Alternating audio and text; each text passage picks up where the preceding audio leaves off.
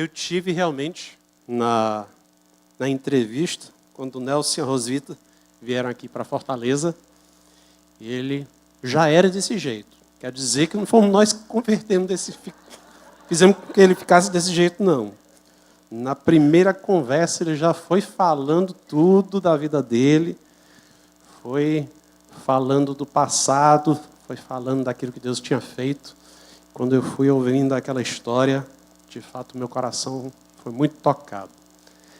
E eu percebi que eu estava diante de um homem que conhecia uma realidade que eu queria conhecer. Era a realidade da graça. Eu digo que o Nelson tem me ensinado mais sobre a graça do que qualquer outra pessoa no mundo. É alguém que tem me ensinado o que é ser vulnerável diante das pessoas, ser vulnerável diante de Deus e de viver a partir de uma nova identidade dada pelo Senhor Jesus Cristo. É uma realidade que tenho tentado viver e que posso dizer que a minha convivência com o Nelson durante esses anos tem sido um aspecto muito forte daquilo que Deus tem feito na minha vida, pois andando do lado dele, pude aprender muito dessas lições e aproveitar para mim mesmo. Então, hoje à noite, quero agradecer a oportunidade de estar aqui. De fato, não imaginava, já estou morando nos Estados Unidos faz 3 anos.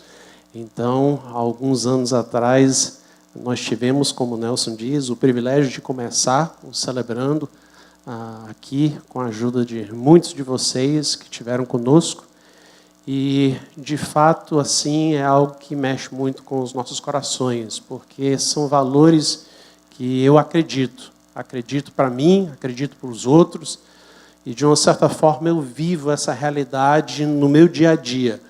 Aquilo que o Nelson não terminou de explicar, mas é que hoje eu atuo como psicoterapeuta de casais e famílias, e também muitos indivíduos que chegam com seus traumas, vícios e maus hábitos, querendo procurar uma paz para eles, uma paz para suas famílias, para suas cidades, para a sociedade em geral. Hoje nós vivemos num tempo muito caótico. Falamos de uma cultura de paz. Essa cultura de paz que a gente fala é algo que diz respeito à nossa convivência. Cultura é isso, né? É como nós vivemos uns com os outros. Agora, quero dizer uma coisa. Esse aspecto mais da cultura, eu vou falar mais amanhã. Hoje, estou começando um pouco antes disso. Então, hoje eu vou falar sobre a paz que começa em mim. Já já eu explico por que é que nós vamos fazer isso. Porque tem uma sequência lógica para isso que nós estamos fazendo e falando hoje à noite. Então, pensando numa cultura de paz que começa em mim, eu preciso primeiro começar a conversar ou perguntar o que é isso? Quando a gente fala que nós queremos uma cultura de paz, ou que nós queremos paz interior, o que é que nós queremos dizer com a palavra paz? Eu estou de ouvido aberto aqui. Me fala aí o que é que vem à mente de vocês quando vocês escutam a palavra paz. Tranquilidade. Ausência de conflito. Como? Equilíbrio. Harmonia. Excelente. Quando nós falamos sobre paz, nós temos muitos aspectos que vêm logo à mente. O uso social dessa palavra, quando se fala de paz, nós tocamos em diversos aspectos da sociedade, tanto nacional como internacional, mas hoje nós queremos falar de um aspecto de paz que tem a ver um pouco com o meu passado. Para quem me conhece ou não me conhece, eu vivo meio que num cruzamento de 2 ruas, ou seja, são 4 ruas que se encontram. Sou formado em História, com também uma especialização em Sociologia, e fiz mestrados em Teologia e Psicologia. Então você junta história, sociologia, teologia e psicologia é onde eu moro, nesse cruzamento, tá certo? Quando eu vou falar em paz, a palavra que me vem à mente é a palavra shalom. É uma palavra que é a palavra que nós traduzimos paz quando nós traduzimos o Antigo Testamento, que foi escrito em hebraico. A palavra shalom abraça uma realidade sobre a paz, que é esse aspecto que nós queremos focar. Mas por onde a gente deve começar? Quando nós pensamos num rio, ela tem um nascente e vai passando por onde quer passar. Imagine que você é um prefeito de uma cidade e, de repente, você recebe uma ligação. Tem um monte de gente adoecendo na cidade, prefeito. Precisamos fazer alguma coisa. É mesmo? Realmente? As pessoas estão adoecendo? Está acontecendo alguma contaminação? Está alguma coisa acontecendo? Não sei, mas as pessoas estão doentes, está certo. Pois então aciona aí os hospitais, os médicos, libera aí os remédios, vamos dar uns recursos aí para poder cuidar dessas pessoas. Nós estaríamos cuidando dessas pessoas numa intervenção terciária, que é onde nós vamos amenizar ou recuperar as pessoas que estão sofrendo daquela doença. É onde nós trabalhamos com os efeitos. Já aconteceu pior. Agora vamos fazer o quê? Muitas das nossas ações em relação à paz também se localizam assim. Eu, por exemplo, como terapeuta, atuo nesse lugar, nessa ponta. Eu já recebo as pessoas quebradas, machucadas, feridas, traumatizadas, viciadas. Eu estou fazendo um trabalho de recuperação, tentando amenizar os efeitos da falta de paz. Mas nós sabemos que só tratar do ferido já é deixar continuar a acontecer as feridas. Por que não tentar intervir antes disso? Intervenções secundárias são para reduzir ou prevenir. Se nós somos o prefeito da cidade, nós vamos querer entender de onde é que veio essa doença. Por que é que as pessoas estão adoecendo? Prefeito, é porque todos eles estão nadando lá no rio. E o rio está contaminado. É mesmo? Pois vamos proibir que as pessoas nadem no rio. Está resolvida a situação. Bote umas placas, bote um guarda lá, que a gente resolve, nós vamos parar a distribuição dessa doença, reduzindo ou prevenindo. Está certo, prefeito. Que ajuda, ajuda. Se nós vamos pensar nisso na nossa sociedade, em relação à paz, como é que nós vamos reduzir ou prevenir os efeitos da falta de paz na nossa sociedade? Bem, muitas vezes nós contamos com a polícia, que acontece exatamente nesse ponto. Eles entram para tentar reduzir ou prevenir a falta de paz que existe ao nosso redor. Trabalho social, trabalhos comunitários, trabalho do governo, tudo acontece nesse nível de reduzir ou de prevenir a falta de paz na nossa sociedade. Porém, se nós formos pensar bem, nós deixamos o rio contaminado, perdemos os benefícios do rio. Por que não partir, então, para uma intervenção que vai lá para o nascente da coisa, lá numa intervenção primária, onde nós vamos eliminar ou até promover o bem-estar das pessoas. Se nós pudermos descobrir onde é que está começando esse negócio e conseguimos mudar lá no nascente, nós vamos recuperar o rio, ter todos os benefícios, nós vamos promover saúde, purificando a água, podendo promover agora saúde e bem-estar do nosso povo, para lazer, para beber, para lavar, tudo isso, uma intervenção primária.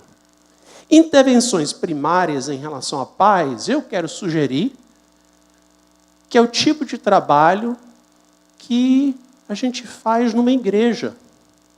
Hoje a gente ensina moral, onde a gente dá para as pessoas uma noção de para que lado ir, de como viver. Quando a gente pensa no ensino religioso, tanto na igreja, como muitas vezes, inclusive em escolas, onde nós ensinamos e ajudamos as pessoas a promover um bem-estar nas suas próprias vidas, lá no nascente, porque começa em mim esse processo de paz que nós queremos que venha a influenciar toda a nossa cultura. Eu conheci, há talvez uns 15 anos atrás, um amigo. Tivemos conversando esses dias, tentando lembrar onde é que nós primeiro tivéssemos nos conhecido. Eu o conheci pelo nome Brasil.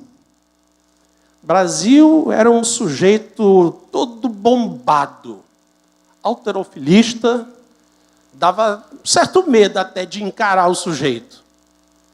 Agora ele era super conhecido na cidade, porque o Brasil tinha passado por todas as casas de recuperação da nossa cidade. Pense num sujeito que lutava com o vício, que sofria com o vício, que passava fases de recuperação e fases de recaída.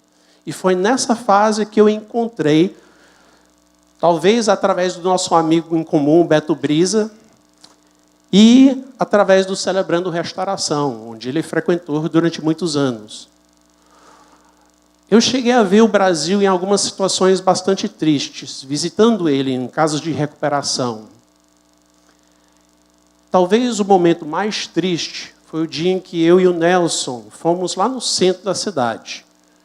E numa daquelas, lá no centro, naquelas prédios de 2 andares, onde embaixo fica toda uma série de lojas, e muitas vezes em cima tem uns quartos que se aluga para as pessoas. O Brasil estava lá, não sei há quanto tempo, mas a coisa estava feia. Quando chegamos lá, ele estava quase irreconhecível. Deitado num colchão no chão, roupa suja espalhada pelo quarto, uma coisa nojenta, difícil, ele meio lombrado, estava também difícil de reconhecer, porque ele não tinha mais os óculos. Os óculos ele tinha deixado na boca de fumo, em troca de droga. Porque o traficante sabia que sem os óculos, para buscar os óculos, ele teria que trazer o dinheiro para pagar a droga. Recebeu em troca. Não tinha documento, os documentos também tinham ficado lá. Estava muito mal.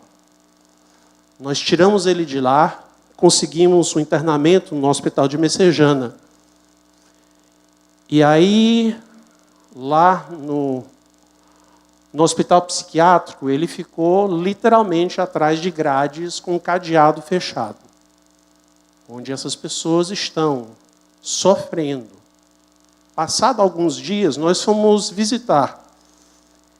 Nessa fase, ele já tinha passado a fase de desintoxicação, e eles permitiram que ele saísse com a gente. Nós sentamos no banquinho lá na frente do hospital. E lá nós conversamos como é que ele estava, como é que estava a recuperação, o que é que ele estava vivendo lá dentro. Tinha muito medo, coisas bem esquisitas acontecem lá dentro. E eu lembro eu perguntando, tentando entender, entrar na realidade dessa pessoa que eu conhecia, mas tinha momentos em que parecia que eu não conhecia. E eu dizia, Brasil, me explica um negócio. Como é quando você está realmente fissurado? Quando a fissura bate, como é para você? Ele olhou para mim bem sério nos olhos e disse, cara, tu sabe o quanto eu te amo. Mas não queira estar na minha frente quando eu estou na fissura. É como se o mundo se reduzisse para um túnel. Eu só consigo enxergar por esse espaço. E é atrás da minha droga que eu vou. O que tiver na minha frente, eu passo por cima. Por mais que eu te amo, cara, eu me viro inconsequente. Sou capaz de atirar, de matar você. Se você tiver o dinheiro que eu preciso, eu não me conheço.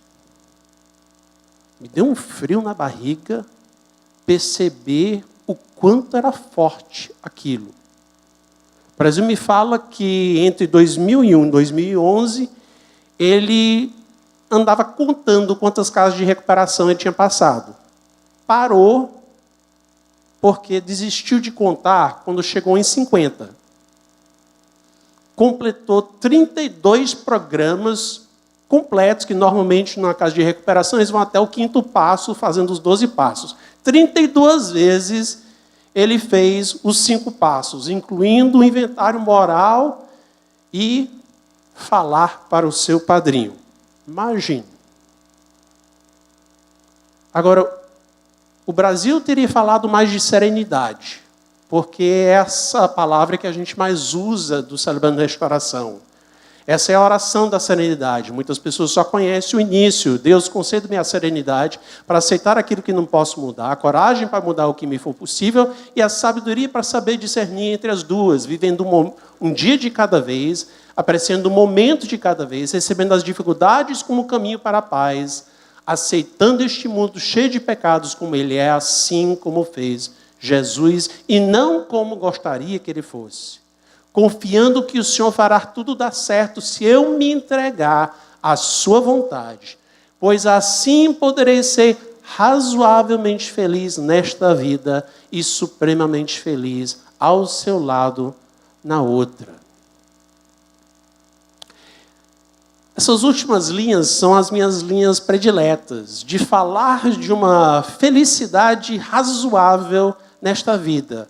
Porque muitas vezes as pessoas dizem ou pensam que a falta de paz é a falta de felicidade. Pensam que a falta de paz provém da falta de coisas. Se eu só tivesse uma bicicleta, aí, meu amigo, eu estava bem. Aí o sujeito ganha a bicicleta. Aí ele diz, mas sabe de uma coisa? Se eu só tivesse uma motocicleta, aí pronto, eu estava feliz, e aí eu estava bem. Aí ele ganha a motocicleta, aí ele diz, se eu só tivesse um carro, e aí vai. Tu já entendeu, né? A pessoa pensa que a falta de paz provém da falta das coisas certas. E eu quero sugerir que a falta de paz provém de não fazer as coisas certas. É a falta de integridade que produz para nós essa falta de paz interior.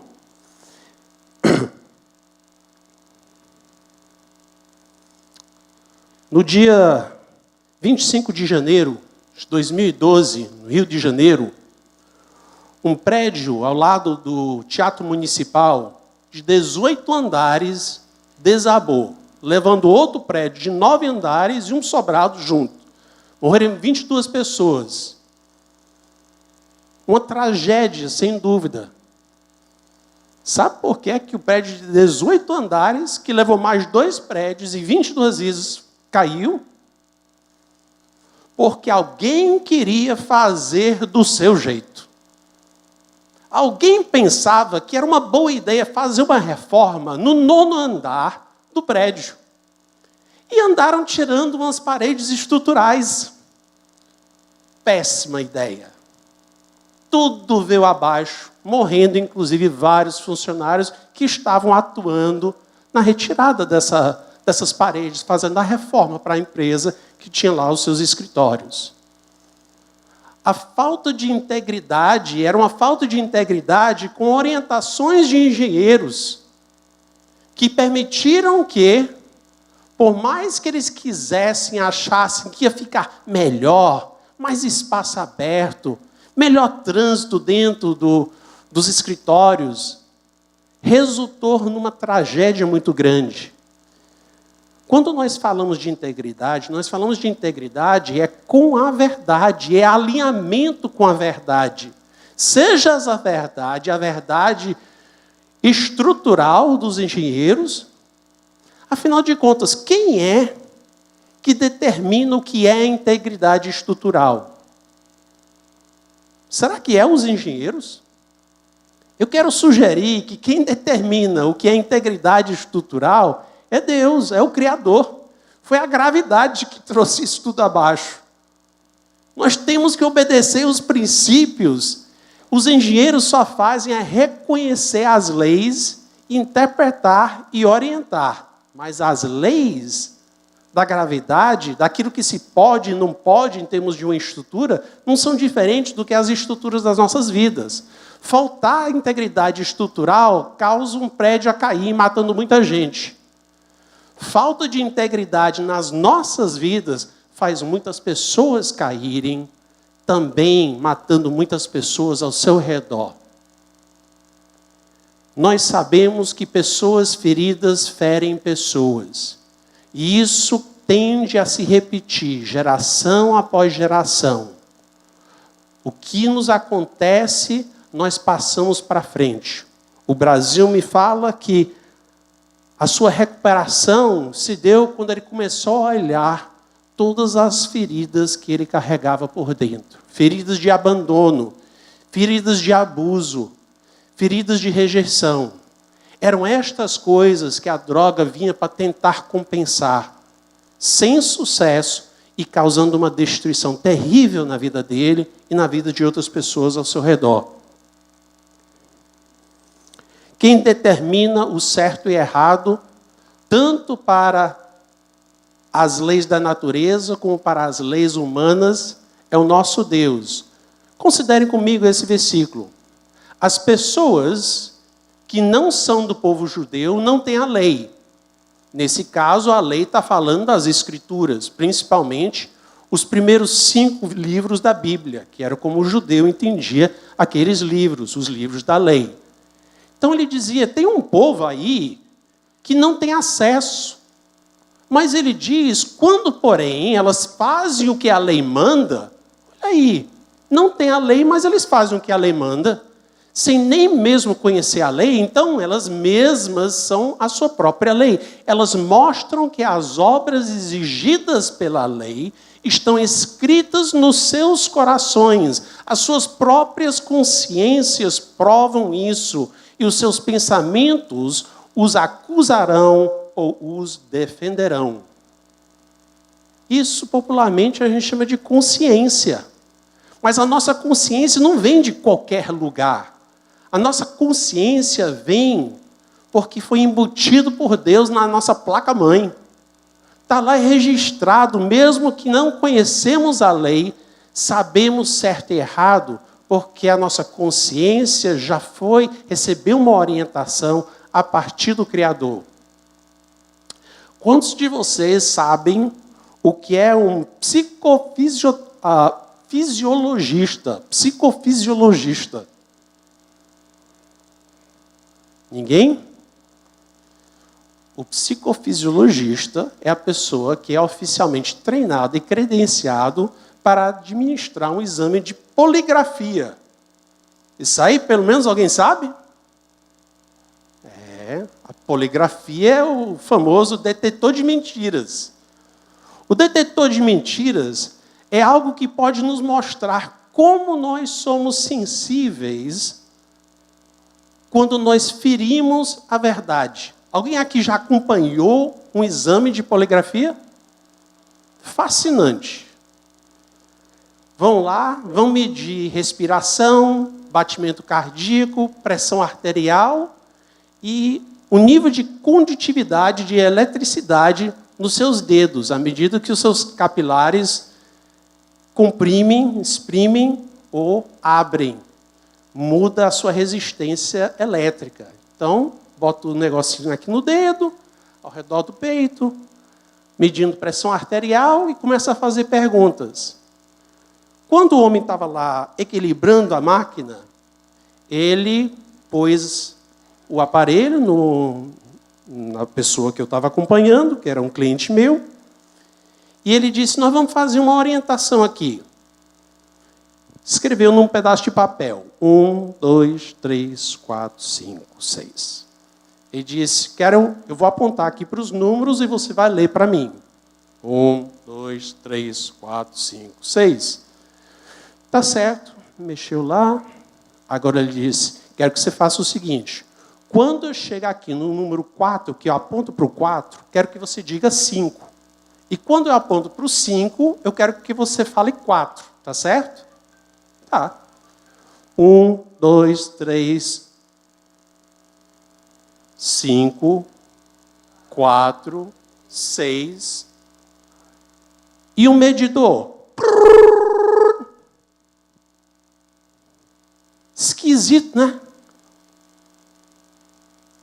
Como que é uma mentira? Se eu mandei você fazer, se eu sei e você sabe, simplesmente a incoerência interna de você saber que o número é 4 e você dizer 5 já produz uma tensão dentro de você que a máquina consegue registrar.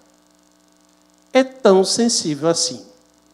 Simplesmente uma incoerência entre a verdade e aquilo que você fala já provoca algo que pode ser medido. Imagine, então, quando nós passamos nossa vida violando aquilo que a gente sabe que é o certo e errado. O nosso corpo está o tempo todo com aquela ansiedade. Aí a pessoa diz, estou com uma úlcera. Ansiedade veio de onde? Tá certo? Vamos conversar. Os nossos corpos, eles sabem, eles reagem o tempo todo. Olha aqui Romanos 1, 18 a 20. Mas Deus mostra dos céus a sua ira contra todo o pecado e a injustiça dos homens que impedem a revelação da verdade pela sua perversidade. Porque o que acerca de Deus se pode conhecer, eles sabem instintivamente. Deus manifesta-lhes essas coisas nas suas consciências, desde a criação do mundo, que os homens entendem e claramente veem, através de tudo que Deus fez, as suas qualidades invisíveis, o seu eterno poder e a sua natureza divina. Não terão, portanto, desculpa de não conhecer Deus. Nós conhecemos Deus através da lei, nós conhecemos Deus através da consciência, nós conhecemos Deus através da natureza. Quando nós não agimos de acordo com a revelação de Deus, falta paz no interior. Só mais um aqui. Como é que a gente consegue escapar dessa tensão que se gera em nós? O Espírito diz claramente que nos últimos tempos alguns abandonarão a fé, ou seja, estão saindo do caminho, não é isso? Tensão na certa.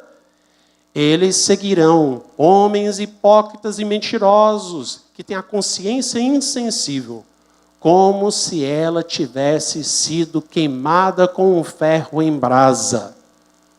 A Bíblia está dizendo que nós somos capazes de cauterizar a nossa consciência para tentar diminuir essa tensão. A pessoa consegue conviver um pouquinho mais sem essa tensão contra a verdade, fazendo com que a própria consciência seja meio que desarmada. É como a pessoa que acha ruim quando aquela luzinha no painel que diz, olha, precisa fazer uma manutenção no carro. E a pessoa diz, luzinha chata, eu acho muito ruim esse negócio. Quer saber de uma coisa? Me dê uma chave de fenda e um martelo. Pronto, está resolvido. Não tem mais a luzinha. Resolveu. Excelente, boa ideia, né? Ou o alarme de casa. Tem uma casa aqui no Parque Manibura. De vez em quando dava alarme falso. É muito mais conveniente. Vamos desligar esse negócio. Incomoda, né? Pronto, nunca mais tocou. Péssima ideia, gente. Porque enquanto resolve o disparar do alarme, não resolve os efeitos de viver fora da verdade. Os relacionamentos ainda vão sofrer, mesmo com a tua consciência cauterizada. Ai, sabia de uma coisa? É que a minha esposa está muito chata. E eu encontrei uma outra pessoa, ela é maravilhosa. Deus não quer que eu seja infeliz, sabe? Então, estou partindo para outra. Consegue fazer com uma certa consciência cauterizada, mas o estrago preveniu? Evitou? Não. Mesmo quando você cauteriza a consciência, o estrago social continua a se espalhar. Falta de paz começa a se espalhar, porque paz começa em mim. Só mais um. Vamos nos aproximar de Deus com um coração sincero e com firmeza de fé. Nós podemos fazer isso porque nossos corações foram purificados, libertando-nos do peso de nossa consciência. Isso sim pode eliminar o peso na consciência, sem cauterização, mas nos aproximando de Deus com o coração sincero e com firmeza de fé. É encontrando esse caminho e seguindo esse caminho, permitindo que Deus escreva uma nova história para nós, que a paz começa em mim. Quando nós não fazemos isso, algo acontece. Eu costumo dizer que a emoção, eu trabalho com uma forma de terapia chamada terapia focada nas emoções. E a emoção que eu mais vejo entre as pessoas que andam fora da verdade é a vergonha. Brené Brown é uma das autoras, pesquisadoras que eu gosto muito. Ela é doutora de trabalho social na Universidade de Houston. E ela é uma pesquisadora justamente sobre o assunto de vergonha. Ela diz, vergonha é um sentimento ou experiência intensamente doloroso de que somos falhos e indignos de amor e acolhimento. Você sabe o que você fez. Você se condena por dentro. Mas, logicamente, você imagina que se os outros soubessem, também iriam lhe condenar. Você não merece mais ser amado, ser mais acolhido, ser mais aceito. Quando esse sentimento vem, costumamos dizer na psicologia que o pensamento funciona provocando uma emoção. E essa emoção, logicamente, naturalmente, quer produzir algum movimento, alguma ação. É mente, alma e corpo funcionando juntos. Então, quando você sente vergonha, você parte para um de 4 lugares. Esse aqui se chama a bússola da vergonha, por um pesquisador chamado Nathanson. Nathanson diz que a vergonha vai produzir em nós. O primeiro efeito seria o de retirar-se. Talvez é o que mais conhecemos. É a pessoa que fica todo lá no canto, fala pouco, cabisbaixo, não fala com ninguém. É quando você chega e o seu cachorro fez alguma coisa. Até o cachorro tem, né? Toby, foi você que fez isso? Quando tu chega em casa e você descobre migalhas de um biscoito em cima da mesa. Filho, esse restinho de biscoito aqui veio de onde? Fui eu não, mãe. Fui eu não. Uhum. Só faltou gritar, fui eu, né? Que você olha e você percebe a reação de retirar-se, que é costumeira de quem sente vergonha. Sente vergonha por quê? Porque fez o errado, falta de paz. Outra forma seria de atacar a si mesmo. Eu fazia muito isso. Nossa, é a fala interior. É quando nós falamos a nós mesmos, cara, não acredito que eu fiz aquilo. Como é que eu me meti nessa? De novo, prometi que nunca mais eu ia fazer. Caramba! Aí você fala, sou um idiota, sou um trapo, não presto. Cara, atacando a si mesmo. É como se nós quiséssemos chegar na frente. Certo de que os outros vão nos condenar, nós já antecipamos. Pode deixar, eu me condeno. Tem 2 outras formas também de fazer. Só que essas daqui são reações que não são para dentro, são reações para fora. Para evitar o sentir da vergonha. O primeiro seria o atacar os outros. Eu? Eu não. Você, ora. Ah, tu acha? Não, mas eu também sei que você também faz, ora. Então, atacar o outro é uma maneira de não sentir a vergonha daquilo que você fez. E essas pessoas se tornam cruéis.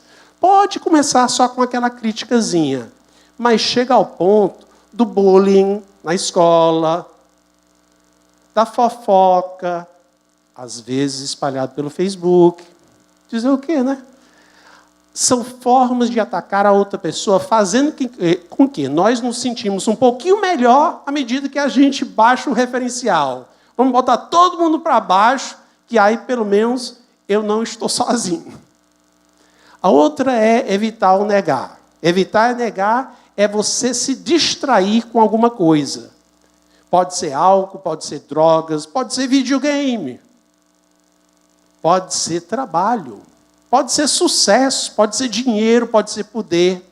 São formas de você evitar aquele sentimento de vergonha. Como é que nós vamos produzir paz, então? Qual é a solução? Muitas vezes nós pensamos que a solução é polícia. Vamos aumentar a polícia, está faltando paz na nossa cultura, na nossa cidade. Esse é o segredo. Vamos parar para pensar um pouco. Quando é que você chama a polícia?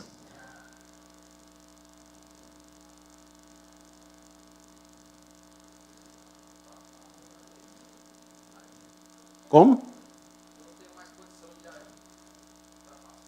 Já passou. Ou seja, já aconteceu o pior. Aí você chama a polícia. Polícia não serve para implementar paz. É para coibir o mal. É para pegar o bandido. Mas para instalar paz, a necessidade de polícia é justamente porque a paz faltou. O policial só tem emprego porque falta paz. O trabalho dele só vem a partir da falta de paz. Ou seja, pensar que policial vai produzir paz, vai não. Talvez vai mandar prender o bandido, mas promover paz só se ele tiver acesso a isso aqui.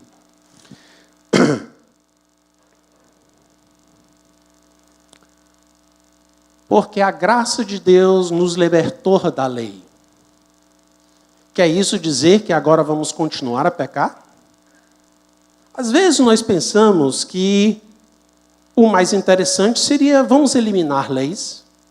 Vamos legalizar a maconha. Vamos legalizar o aborto. Vamos legalizar o que tiver por aí. Às vezes nós pensamos que a tensão que é provocado pelo certo e errado é o que está produzindo o efeito. Então vamos partir para o mundo do tudo pode. Será que pode? O tudo pode lá no Rio de Janeiro? Quando o prédio cai, tudo pode? Pode não. Nem na construção civil, nem na vida da gente. Quando nós falamos esse versículo que Paulo escreveu, ele está falando sobre a lei que acabou por conta de Deus, que agora foi além da lei. Ele começou um processo de transformação de vidas. Ele começou um processo de alinhar as nossas vidas com aquilo que ele nos ensinou como sendo o importante. Começa, inclusive, com uma mudança na nossa identidade. Quando Paulo diz, ele diz, já que nós somos libertos da lei, quer dizer isso que nós vamos continuar a pecar? Com certeza que não. Não estão a ver que depende de vocês o escolher aquele que vos há de dominar. Podem escolher o pecado, mas vem com a consequência. Coisa que eu digo sempre aos meus clientes. Você pode escolher fazer as suas escolhas. O que você não pode é escolher as consequências. Consequência é consequência. Vem junto. Ah, mas eu queria fazer isso. Nunca pensei que ia dar nisso. Pois é. Podem escolher o pecado com a consequente morte, ou a obediência a Deus com a respectiva aprovação. Quando nós aceitamos aquilo que Deus tem para nos oferecer, nós caminhamos em direção a uma nova realidade. Mas começa a partir de uma nova identidade. Nos 12 passos, como nós falamos aqui na história de João, que queria sair da negação, nós falamos que no início, o primeiro passo é sair da negação. Às vezes o passo mais difícil até de tomar. A gente diz que a negação é uma droga poderosa. Enquanto você está na negação, não há esperança para você. Porque quem conserta algo que não está quebrado? Se a minha vida está bem, eu não preciso de nada. Pode deixar, eu paro quando eu quiser. Já quando nós chegamos à conclusão de que não vai dar, eu perdi o caminho, a minha vida está fora de controle, eu preciso de ajuda, nós descobrimos que há um Deus que tem mais poder do que eu. Eu que tentei me salvar e não consegui, tenho um recurso mais poderoso. Por isso que nos grupos de 12 passos, tradicionalmente ao redor do mundo, muitas vezes se refere a Deus como o poder superior. É porque ele tem um poder que é superior ao meu poder. E nisso, quando dado a sua vida ao controle dele, você começa a viver uma nova realidade, uma nova identidade. No nosso vídeo no início, falava de como Deus tirou a nossa vergonha e nos deu a sua justiça. Quando eu falei do Nelson e do poder da graça na vida dele, foi isso que eu enxerguei. Alguém que, apesar de abertamente dizer as coisas com as quais ele lutava, foi capaz de dizer essas coisas. Não precisava se esconder, não precisava se esquivar. Por quê? Porque os seus erros não definiam mais quem ele era. Ele tinha uma nova identidade em Cristo. A história pode ter os seus erros, para mim, para você. Mas quando a minha identidade se baseia naquilo que Deus fez no meu lugar, e a justiça dele que ele deu para mim, eu posso andar de cabeça erguida. Eu não preciso mais me envergonhar. Eu agora posso admitir que a coisa está quebrada, e é admitindo que a coisa está quebrada que eu tenho condições de começar a fazer algo a respeito. Por isso que a graça de Deus, graça, por definição, é favor imerecido. É Deus me dar aquilo que eu não mereço. Se eu já estou com a graça de Deus, com uma nova identidade, eu posso agora partir para admitir os meus erros e tratar desses erros com a ajuda de Deus e dos amigos, companheiros. Essa nova identidade é o que começa essa transformação. A Brené Brown, voltando para ela, diz: vergonha é um foco no eu. Culpa é um foco no comportamento. Não é que nós vamos fingir que não fizemos errado. Fizemos sim. Só que agora não é mais a minha identidade que é atingida. É o reconhecimento do erro do meu comportamento. Isso produz um sentimento diferente. É culpa em vez de vergonha. Vergonha é eu sou ruim. Culpa é eu fiz algo ruim. Vergonha vai me fazer buscar, fugir, culpar o outro, mergulhar em outras coisas que vão me tirar da realidade, seja drogas, álcool, sexo, seja o que for. Mas culpa, na realidade, tem uma correlação com coisas que produzem saúde. Deixa-me ler aqui, rapidamente, algumas das coisas que são correlacionadas com a vergonha. Quando nós falamos de correlação, o que nós estamos falando é, os pesquisadores vão olhar e dizer quais comportamentos aparecem na vida de pessoas que sofrem de vergonha. Então, eles fazem um estudo e uma análise dos dados e dos resultados e vejam o que é que eles descobriram.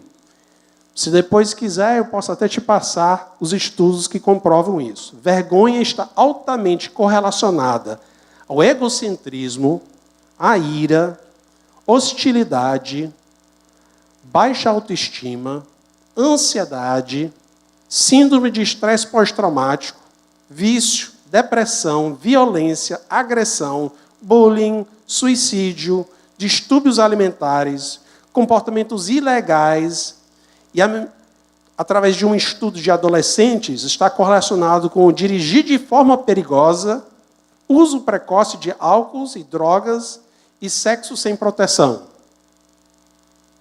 Pense numa receita para a falta de paz. São vários estudos, cada um nessas áreas. Não é que isso aqui é um estudo, isso aqui são vários e vários estudos, mostrando os efeitos nas pessoas que sofrem de vergonha, porque sabem que suas vidas estão desaliadas com a verdade de Deus. Falta integridade. Por outro lado, quando nós sentimos culpa, quando observamos pessoas pedindo perdão, fazendo reparações ou substituindo comportamentos negativos por outros mais positivos, a culpa muitas vezes é o que está motivando. Isso não é só uma boa ideia, isso não é só aquilo que a Bíblia diz, mas as pesquisas mostram que, de verdade, isso é o que acontece na nossa sociedade e na vida das pessoas.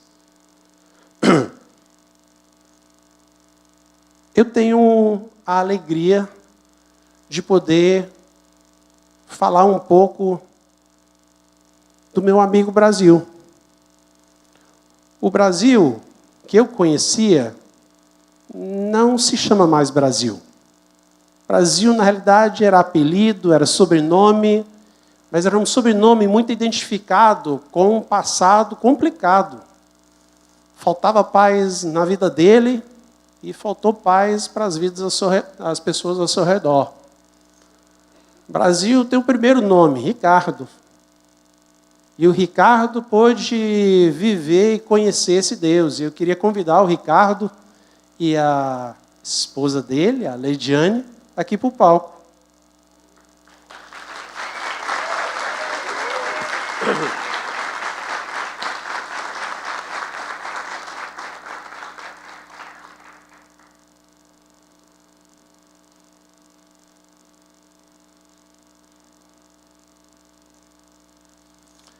Paz exterior não existe sem paz interior.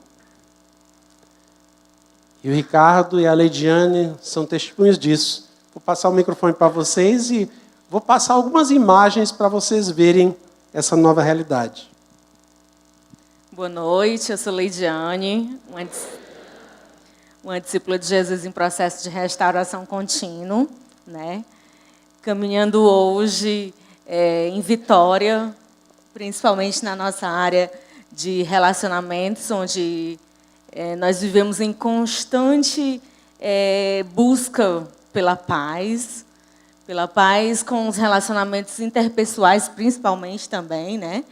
Aí é uma das nossas memórias do nosso casamento, há 3 anos atrás. Hoje, tenho um novo homem, né? O Ricardo. Ele não é só mais o conhecido Brasil, da época de adicção intensa dele, mas sim, ele hoje é o Ricardo, um homem que vive em constante restauração. Mesmo com toda a sua personalidade bem austera de ser, né? Mas Deus vem moldando, vem trazendo a paz que Ele sempre busca. E um texto ali que eu coloquei é um casamento perfeito, é apenas 2 pessoas imperfeitas que se recusam a desistir um do outro. E fruto dessa frase, né, é que, principalmente, o nosso poder superior, Jesus Cristo, ele nunca desistiu de nós. Nunca desistiu do Ricardo, que foram anos de recaídas, anos de tentando buscar essa paz interior, em meio a várias guerras, a várias turbulências, e Deus nunca desistiu dele. E por que eu iria desistir, né? Nós temos todos os nossos problemas como casal, isso é normal, isso é natural, mas Deus tem dado vitória e nós temos conseguido ter a paz, manter a paz e caminhar mesmo para o nome do Senhor ser glorificado em nossas vidas.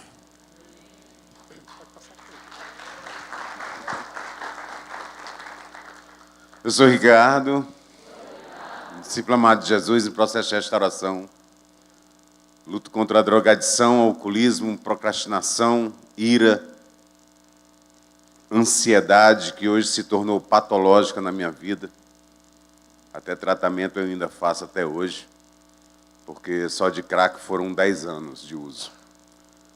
E essa filha, essa irmã, por um acaso, é uma irmã onde começou todos os meus traumas emocionais, porque foi uma última filha que meu pai teve fora do casamento.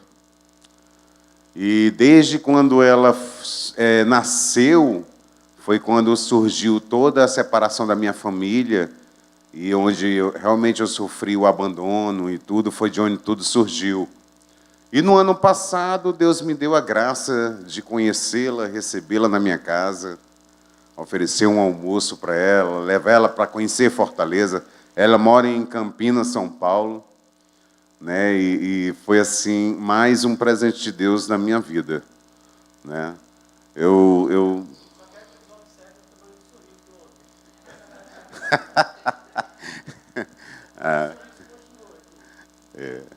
Essa é minha filha Tainá, hoje com 14 anos.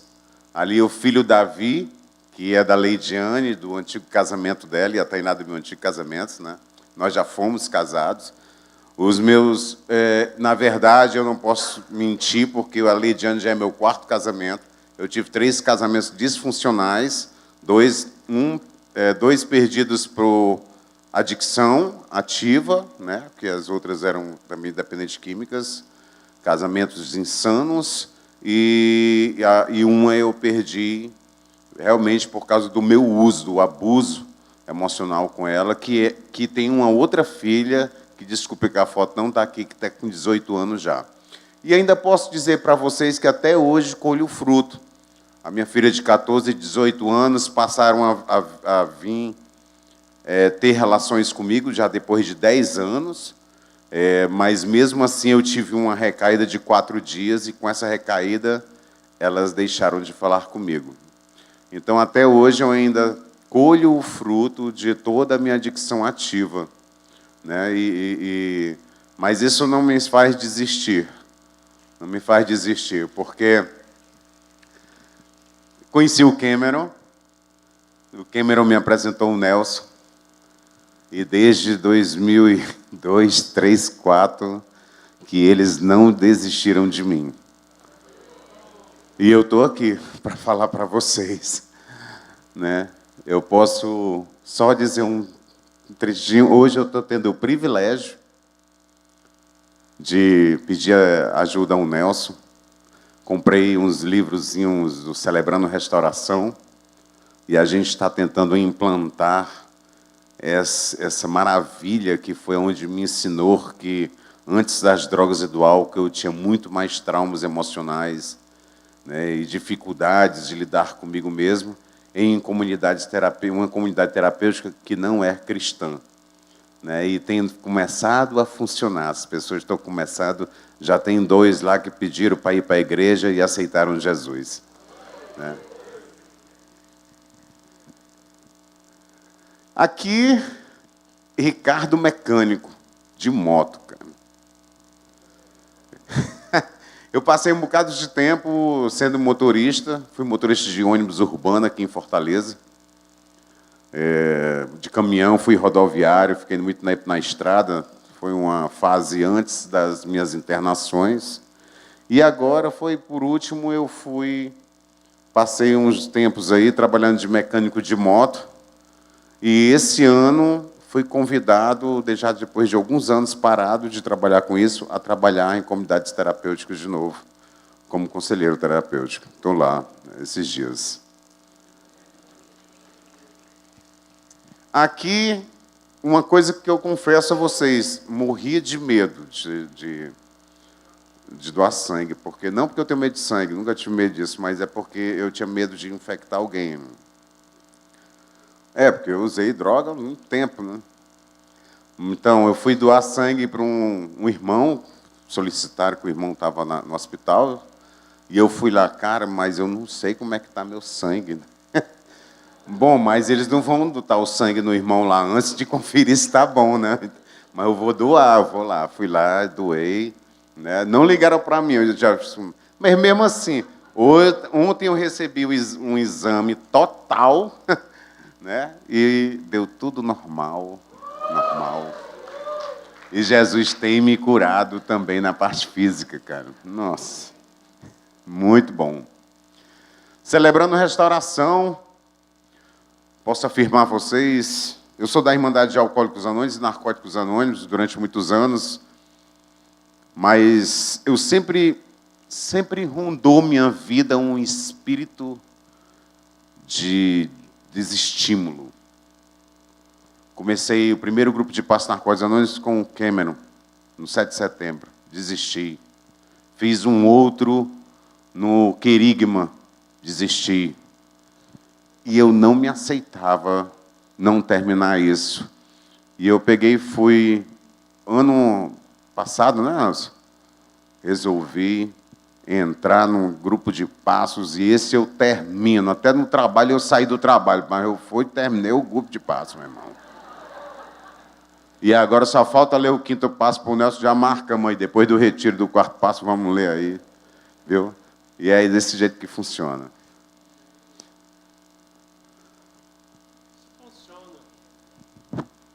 Isso funciona porque... Pode ficar aqui. Isso funciona porque no 3º passo dos 12 passos, nós entregamos nossa vida aos cuidados e controle de Deus. Se nós tentamos manter o controle, fazendo aquilo que a gente pensa ser melhor para nós tomamos o lugar de Deus. Nós tomamos o lugar do Criador. Nós vamos agir pela nossa própria cabeça. Tem uma razão por que as pessoas fazem o que fazem. Pensem de alguma forma que aquilo vai dar certo. O início de paz em mim começa com a entrega da direção. Começa quando eu aceito que Deus sabe melhor o que é bom para mim do que eu. Isso muda a minha realidade de dentro para fora. É onde começa uma nova história para cada um de nós. Isaías 26:3 diz: Tu conservarás em paz aquele cuja mente está firme em ti, porque confia em ti. Vamos orar.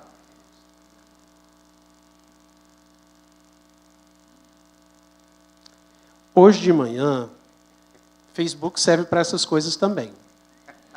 Cedinho hoje de manhã, recebi uma mensagem via Facebook do Ricardo. Ricardo, melhor você dizer. A última bênção é que eu ganhei uma herança, minha esposa está grávida.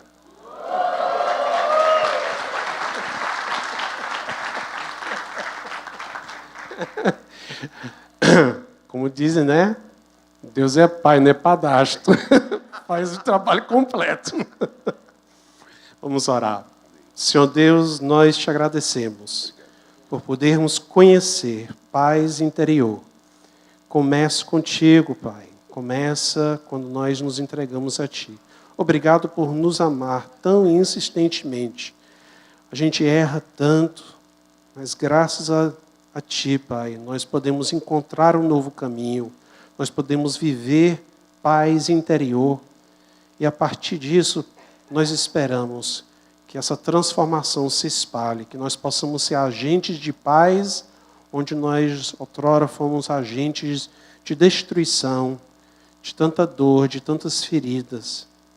Te agradeço, Pai, por nos amar tanto que enviou o seu Filho Jesus Cristo para morrer no nosso lugar e de nos dar o seu manto de justiça. Agradeço, Pai, por este momento onde juntos podemos celebrar aquilo que Tu tens feito na vida de cada pessoa aqui. Ricardo, Leidiane, eu, Nelson, todos nós, Pai, pois nós encontramos em Ti uma razão de viver, uma direção para as nossas vidas. Obrigado, Senhor Jesus. No nome santo dele que oramos. Amém.